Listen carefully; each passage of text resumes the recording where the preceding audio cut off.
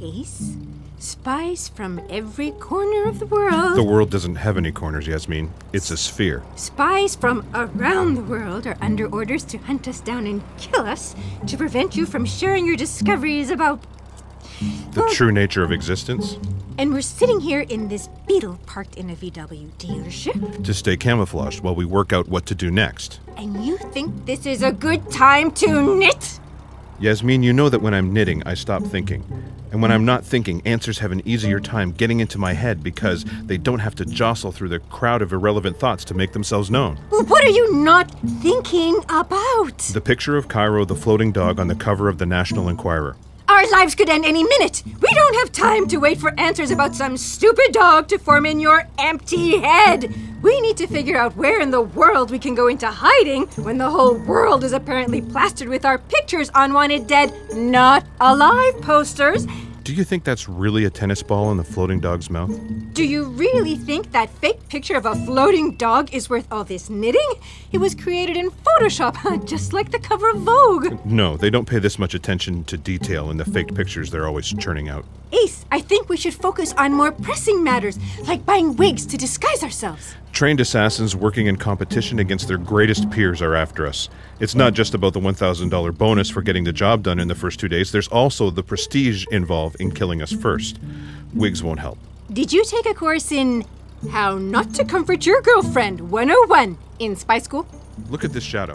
It's exactly right based on the angle of the sun. The light source, the shadows, the weight distribution of the dog's body, everything about this is correct. Yasmin, this picture was not faked. This is a real floating dog. We need to investigate. I think you should be paying less attention to the dog in that picture and more attention to that guy in the trench coat tapping at my window. Pardon me. Are you parked here perhaps because you are thinking of selling this car? Because I have been looking for one of these, and I will give you a way better price than the dealership No, would. we're not selling this car. Ace Galaksi, is that you? Yasmin, drive over his foot on my signal. Rajinder, how are you? I cannot believe that I am running into you now, right after I was talking about you on the phone with the chief. Now, Yasmin! Turn right. Who was that? Turn left. It was Rajinder from work. No, don't stop at the stop sign. Keep going. After the chief told us about the requisitions for our deaths over high tea, he would have instructed everyone at CSIS to kill us. It's a good thing I quit, otherwise I would have been under orders to kill myself. Turn left. Right. Left. Stop. Did you change your mind about wigs? No. Well, then why are we in the middle of a parking lot in the mall? This is a hideout for the car. By now, every assassin in the world who's after us knows what we're driving. From now on, we'll have to walk. You want me to walk? Unless you want to take the bus, but we have to save our money. We can't use credit cards or bank machines. How much money do you have? $5.68. Okay, I have $63.12. Let's go. Why are you taking your knitting bag? In case I need to stop thinking about something. Fine. Where are we going? Our first mission is to find Cairo the floating dog. Why are you still talking about that stupid floating dog? Our lives could end any second. We have no money and no means of getting anywhere except by walking. And I'm not wearing proper walking shoes. What's wrong with your shoes? Well, they're high heels. I never wear high heels. I only wore these because I wanted to look nice at that meeting with the chief when I thought he was going to beg you to come back to CSIS. I did tell you the meeting was going to take place in complete darkness. We have to find a place to hide, Ace. That dog is not one of our priorities. Come with me. Why are you checking to see if any of these parked cars is unlocked? You want to hide in this car? Get into the back seat. You want me to look for spare change on the floor? You want to have quick illicit sex before we go on the run? No, I wanted a private place where we could talk. Here's a dime. Why would a dog float? It's impossible for a dog to float. There is no reason on earth a dog would be floating. I found $1.05. Exactly. Yes, exactly. $1.05. No, exactly. There's no reason on Earth a dog would be floating. That means the reason is from somewhere else. We know aliens from Tra-La-La change their shape when they come to Earth. We also know they carry around tennis balls just like the one that little dog in the picture has in his mouth. What if gravity on Earth is different from gravity on Tra-La-La, and that causes them to float? What if this really is a picture of a floating dog that's actually a visitor from Tra-La-La? Editor-in-Chief at the Giant Book of Destiny here to congratulate Ace on a fine bit of detective work. Fact checker Fran, copy aide, have you prepared a background history on the floating dog? Yes, ma'am. I have all my notes right here. Let's see. Before he was a dog, Frank Figgledy was a reindeer, and before that a polar bear. Look, the most important thing is, before coming to Earth, Frank was the leader of Tra-la-la. And before that, he was Cha-Cha-Cha champion on the planet for 3 years running. Fran, please, stick to the relevant details. On a planet of dancers, being a Cha-Cha-Cha champion is the pinnacle of success.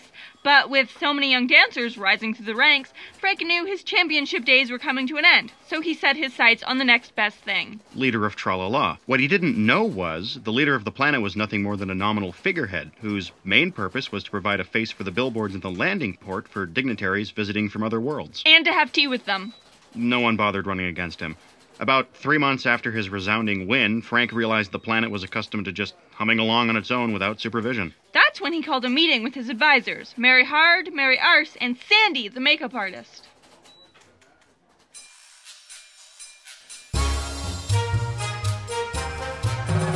Oh, no one's talking about me anymore.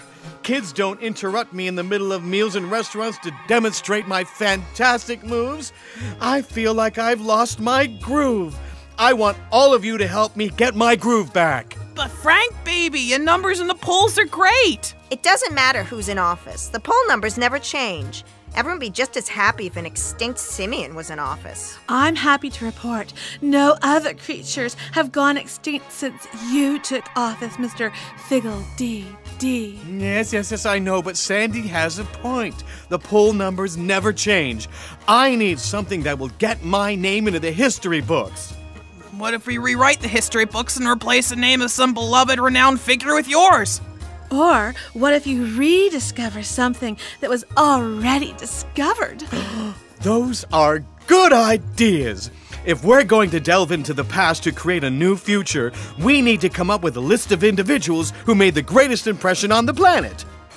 What about Tony Slizzingtorn? It's a little late to rediscover shape-shifting, don't you think? Excuse me. Yes, but there have been other famous shapeshifters, like Willie Hornsloff, who became famous on Earth for building those triangles in the desert. Oh, that's it! I'll mount a mission to Earth. Do something incredible there, and then go down to the history books of both planets like Willie Hornsloff! Wait a minute! Hold on a sec! I'm lost! Where are we picking up the story? Shooting out of wormhole 1172A, the first thing Frank saw was Pluto on the edge of the Terran solar system. He became so excited about the prospect of setting foot on a new world, he ordered Phoenix, his ship, to set down right away, even though they had several planets to go before they hit Earth. Oh, got it! He and Mary Arse used the energy ball to shapeshift spacesuits onto themselves and disembarked.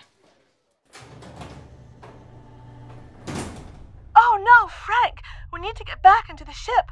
I still got the only energy ball allotted to our mission in my glove. You'll need this to shapeshift on Earth, then to call Phoenix for a ride home when your mission is over. We can't risk losing it. You have a ball? Oh, God, I love balls! Let's have a quick game of catch before we go back. Unfortunately, neither Mary nor Frank remembered to compensate for the lack of gravity and quickly lost the ball. Without it, not only would Frank not be able to change shape on Earth, he couldn't even get his spacesuit off on Pluto because it was shape-shifted on. Since Frank didn't think it was possible to make a lasting impression on Earth as a dancing alien in a spacesuit, the mission was canceled. Fortunately for them, and for this broadcast, the good ship Phoenix was able to locate the lost energy ball and the mission was back on. The first shape Frank chose to assume on Earth was a reindeer because he'd heard they had the ability to circumnavigate the globe in a single night. He thought that would be a convenient way to survey the planet while figuring out what fantastic thing he was going to do to get into the history books. As a reindeer, it didn't take Frank long to realize he couldn't actually fly. Except when he ate those special little red mushrooms that grew on the tundra. That didn't count. Frank used his energy ball to call his ship back so he could work out a better shape to shift into from the safety of the ship. I've got it, Frank. You can go back down to Earth in the shape of a dog. They're so cute. That way, you'll be close enough to the humans to determine your plan of action, and you can carry your energy ball inconspicuously in your mouth, because dogs love putting balls in their mouths.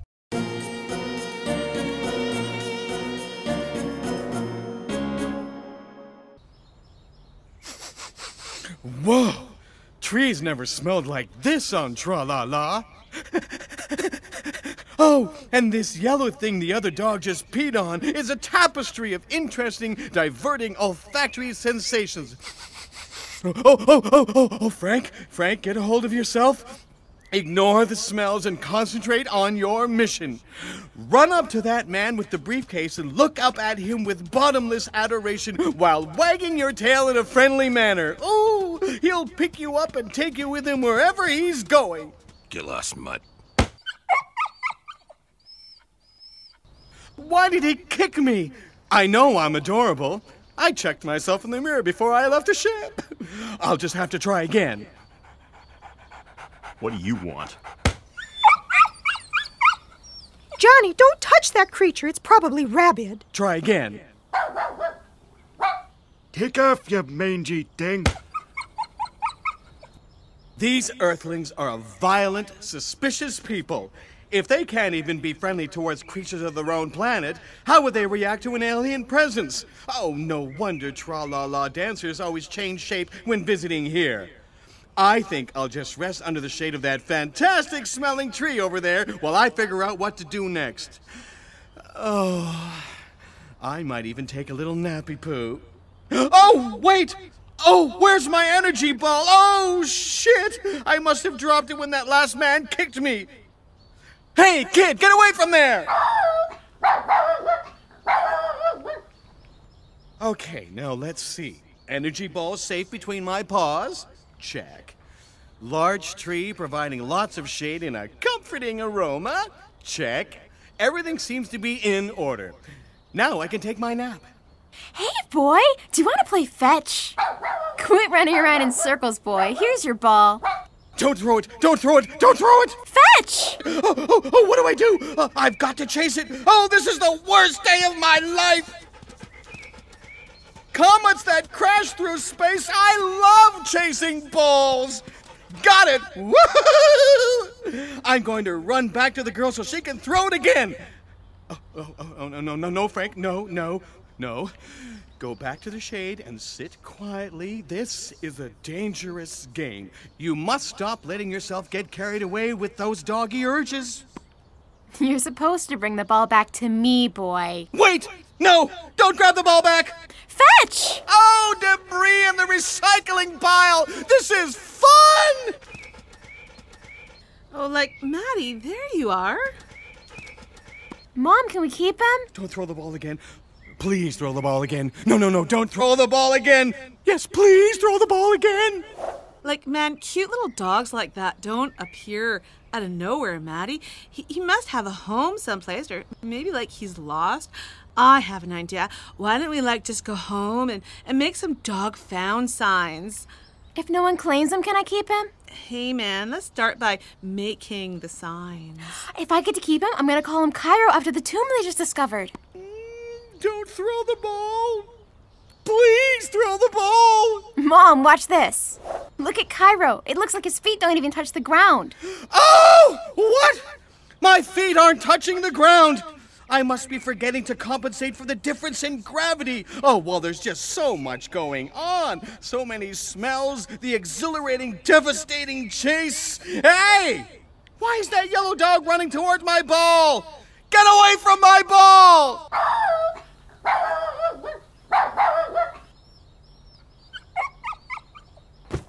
Well, like, is your dog okay? 'Cause I think he, like, fainted. Oh, I've lost my ball. I have no way of calling Phoenix back for a ride home. I'm stuck on this violent, suspicious planet. I'm going to be an adorable little doggy forever. The fetch game is over. Come on, Cairo. Let's go home. Okay, so the dog is an alien. That's fine detective work, Ace, but you're off the case. Here's the $1.05 I found under the seats of the car. Now can you please just forget about this floating dog? We have to walk for our lives. Yasmin, I sent all my findings to every spy organization in the Union, as well as the ones that don't follow any rules or regulations at all. If I came to the conclusion that little dog is an alien, then chances are someone else who read my report will do the same. Cairo, the alien dog's life could be in as much jeopardy as ours, and it's my fault. We have to warn him. We also have to leave this money here. Stealing is a crime. Hey, mister! Can I borrow your magnifying glass? Sorry, kid. I'm using it. What kind of freak sits on a bench in the middle of a park with a magnifying glass? Are you some sort of pervert or something? No, I'm not a pervert or a freak.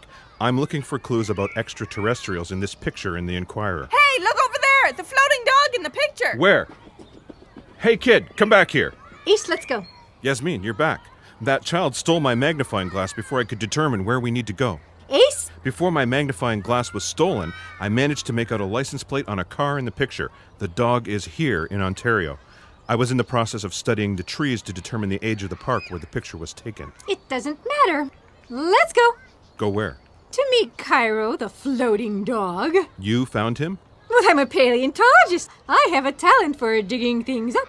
Where did you dig? I called the guy that wrote the story. Al got the scoop.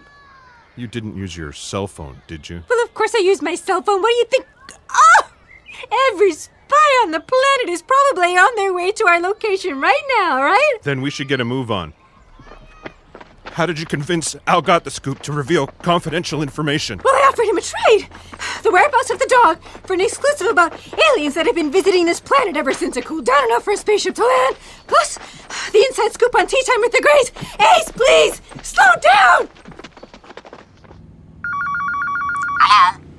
You all got the scoop? Who is this? FBI agent Stella Schwartz. Look, this is about the story I wrote regarding the FBI's involvement with the Colonel Secret. You wrote that? No, I... You recently had a conversation with a broad named Yasmin Stanislavski. I don't know what you're talking about. Besides, all my conversations, including the ones I have with my mother, are strictly confidential. I'm sorry. Look, I'm going to give you a trade. You're going to tell me everything you know about Yasmin Stanislavski. What sort of trade is that? Oh, I don't know. In trade for your continued existence? That's a good trade. Come on, Yasmin. This is our stop. Oh, can't we just ride this subway a little while longer? My feet are killing me. 2 buses, a half-hour walk, 2 more buses, this stupid, smelly, crowded subway, and now more walking? I'm exhausted, Ace. Can't we just sit down in that Starbucks and have a coffee? We don't have time to waste sitting around. Plus, we spent a lot of money on all those buses in the subway. We can't afford coffee in Starbucks, not even Tim Hortons. Besides, we're almost there. We just have to cut through this park, then the next street over is where Al Got the Scoop said Cairo the dog lives. Hold on. Why are you taking your shoes off? Well, I'm trying to decide whether to abandon them right here or pick them up and throw them away. Hey, kid! That wasn't an invitation for you to throw a tennis ball into them. Hey, you mutt! Get your grubby mouth out of my shoes! Yasmin, did that grubby-mouthed dog that grabbed the ball out of your shoe look familiar? What? You want us to run? Oh, thank God I'm not wearing those heels anymore. Ace, why are we changing direction? The dog is across the field. But the ball he's after is coming this way.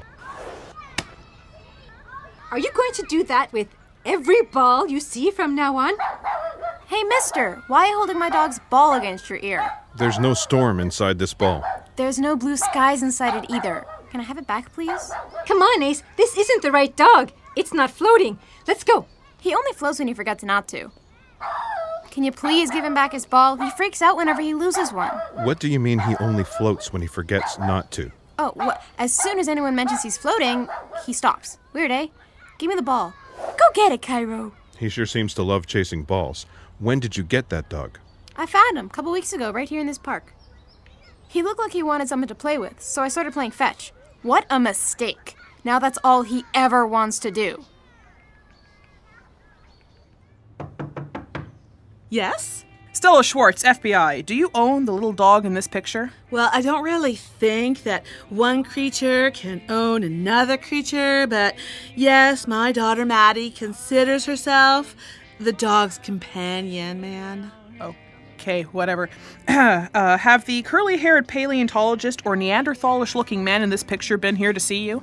No, I haven't seen either of those people, man. Well, we have reason to believe that they are on their way here to conduct an interview. With, my daughter? No, with the dog.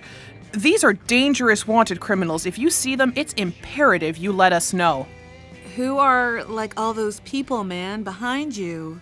Kedad Smilk, Jamaican Defense Force Intelligence Unit. Marie-Louise Tiremont, Direction Générale de la Sécurité Extérieure. Genpia Baloma, CISIS. And I am Eduardo Chacaron, General Counterintelligence, Venezuela.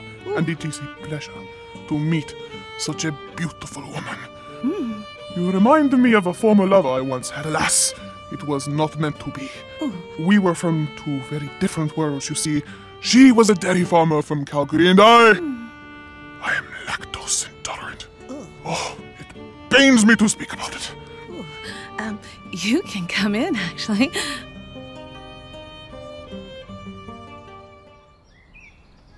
Is this the same ball your dog was playing with when you found him? No, a big yellow dog stole that one. Ever since then, Cairo's been totally obsessed with every ball he sees. We've been playing this game for hours. I'm getting tired. Would you throw the ball, mister? Ace, why are you reaching into your knitting bag? Ever been to Tra-La-La, Cairo? Did you ever lose one of these? Wait, you have to listen to me first. Don't just grab this ball and run away. Your life is in grave danger, but my friend Yasmin and I are here to help. Understand? Okay, here you go, boy. Oh my God, what happened? What? But look around! Everyone in this park has stopped moving! Except us! Where did you find my ball? The last time I lost it was on Pluto. I thought I was going to have to abandon my mission and go back to Tra-La-La, but my ship Phoenix found it for me. Oh, what is that boy eating? So much better than dog food. Ace, what is going on here? Where did that little man come from, and why is he tangoing with a sandwich? But then again, dog food didn't seem so bad when I was a dog. When I was a polar bear, I almost took a bite out of Mary R's. What just happened? I lost my energy ball. I thought I was going to be stuck on this planet as a dog forever. No, just now. Why are we the only ones who can move? Do you have the ability to stop time? Ooh, that red thing that child's eating is the same color as the mushrooms that make you fly I ate when I was a reindeer. Have you ever tried those mushrooms? They're yummy. No, I didn't stop time. I used the energy ball to alter our vibrational frequencies so we could enter the time-stop dimension. Oh, this thing is delicious. What's it called? It's a candy apple. Cairo. Frank. My name is Frank. Frank Figgle-Dee-Dee, 3-time Cha-Cha-Cha champion and 1-time leader of Tra-La-La. Frank, Yasmin and I came here to tell you your life is in great danger. All our lives are in great danger. Where did you find my energy ball? That isn't your energy ball. Ace found it in the Great Pyramid in Cairo. You found it in one of the triangles in the desert? Oh, this must be Willie Hornslav's energy ball. Why are you dancing between all those kids? I want to see what they're eating. I think I'm still experiencing latent doggy urges.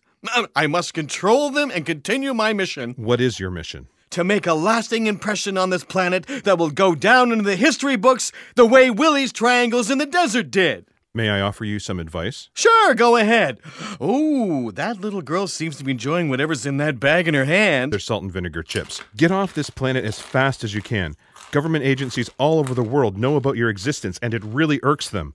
If they find you, they'll kill you. They'll kill us too, if they find us. You're already in our history books. See this newspaper? Your story will be on the cover next week. National Enquirer. Ooh, sounds pretty official. Well, excellent. My work here is done. Why the long faces? We know too much about aliens. They're going to slaughter us for advocating planetary peace and equality. Well, in that case, why don't you come with me? Where? Back to Tra-La-La? No, I'm afraid I'm no longer welcome there. Something about breaking some rules and stuff, I don't know. Oh. Oh, nothing to worry about, campers.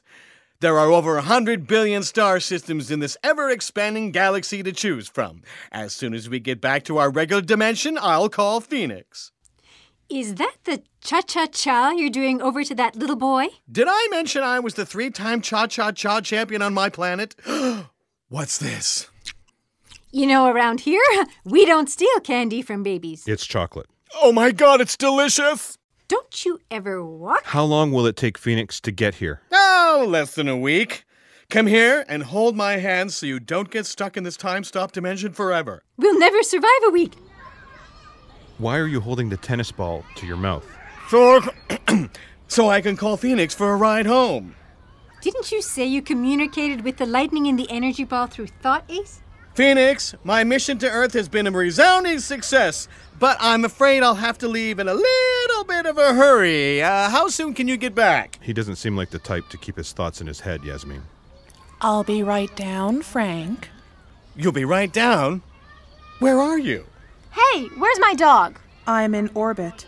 I stopped hearing your thoughts after we were out of the solar system, and I got worried, so I hurried back right after dropping your crack PR team off on Tra-La-La. She'll be right down. Cairo! Cairo! Where are you, boy? I know this is going to sound strange, but that little man talking to a tennis ball, that's your dog, Cairo. Oh, no, that doesn't really sound strange. I always thought there was something weird about him. A bunch of people in trench coats are coming this way! The assassins! Everybody hurry! Get to Phoenix! Where? There's no spaceship here. Why are you climbing into that helicopter? It's not a helicopter, honey. It's Phoenix in the shape of a helicopter. Oh, I'll explain it all once we get inside. Do you people think it's a good idea to be shooting off all your guns with so many kids in this place? Bye, Cairo!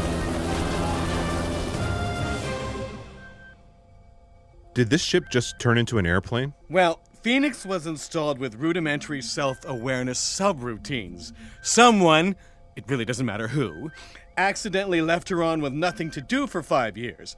And since self-awareness builds on itself, she eventually became self-aware enough to change shape. Whoa! I've never been inside a space shuttle! Where to, Frank? Any requests, kids? Do you know of any planets with dinosaurs? Ooh, does Canada have beavers? Phoenix, consult your databanks. Second wormhole to the right and straight on till morning. Set a course, number 1.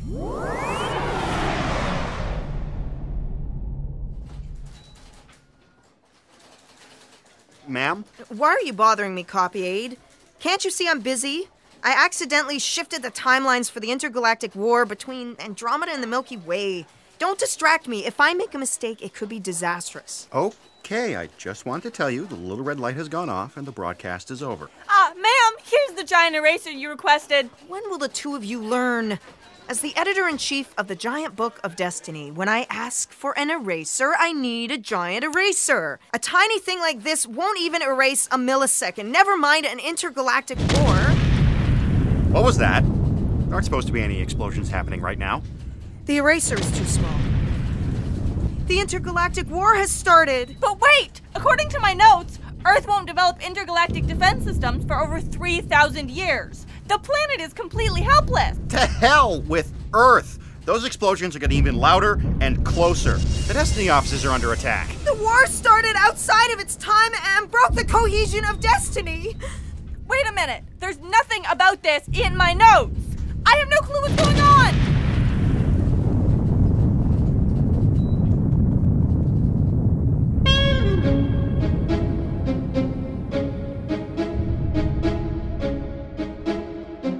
In that episode of the Destiny of Special Agent Ace Galaksi, Gord Mayer starred as Ace Galaksi, Michel Cote as the editor-in-chief of the Giant Book of Destiny and Sandy, Eric Blom-Gagné as the aide, Al Got the Scoop and Reginder, and Elise Blom-Gagné as fact-checker Fran and the Kid, with Martin Biot as Frank Figgledy-Dee, Madeline Patton as Maddy, Cindy Hirschberg-Shawn as Mary Arse and Maddie's mother, and Lisa Kalasma-Davis as Mary Hard, Stella Schwartz, Eduardo, and the Phoenix. Background music in Maddie's house was Sittin' Pretty by the Elwins. The violin serenade accompanying Eduardo was Waves of the Danube by Jay Ivanovic, played by Norma Varkey on violin and Matt Sweeney of the Elwins on guitar. The action background music was Nerves by Kevin MacLeod from Incomptech.com.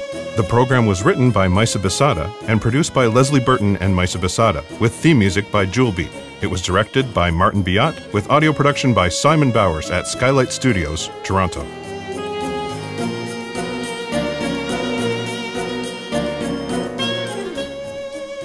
Want more Ace? Check out our website, acegalaxy.com.